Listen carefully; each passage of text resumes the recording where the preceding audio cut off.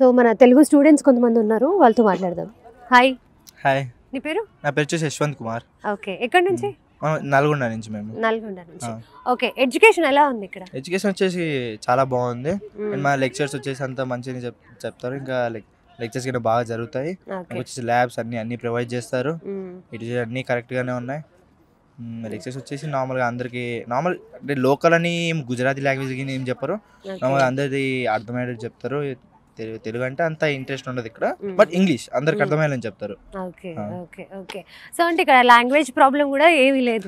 Language problem ఏం లేదు. తెలుగులో చాలా మంది ఉంటారు. నార్మల్గా వచ్చేసి చాలా ఉండొచ్చు తెలుగు వాళ్ళు. అప్రాక్స్ 60% ఉంటారు. 60% తెలుగు వాళ్ళే ఉన్నారు గుజరాత్. చాలా మంది వచ్చారు. Okay okay, nice. అండ్ అలా ఇక్కడ ఫ్యాకల్టీ ఎలా ఉంది? ఫ్యాకల్టీ వచ్చేసి ఏ గ్రేడ్, దాని గురించి ఎక్కడ తక్కువ చేయాల్సిన అవసరం లేదు. బాగా చెప్తారు. మీకు ఎన్నిసార్లు ఎంత ప్రాబ్లం ఉన్నా అన్ని చూసుకుంటారు. మన లోబల్ క్లబ్స్ అన్ని మెయింటైన్ చేస్తారు. ప్రతి విషయంలో అంతా ఓకే.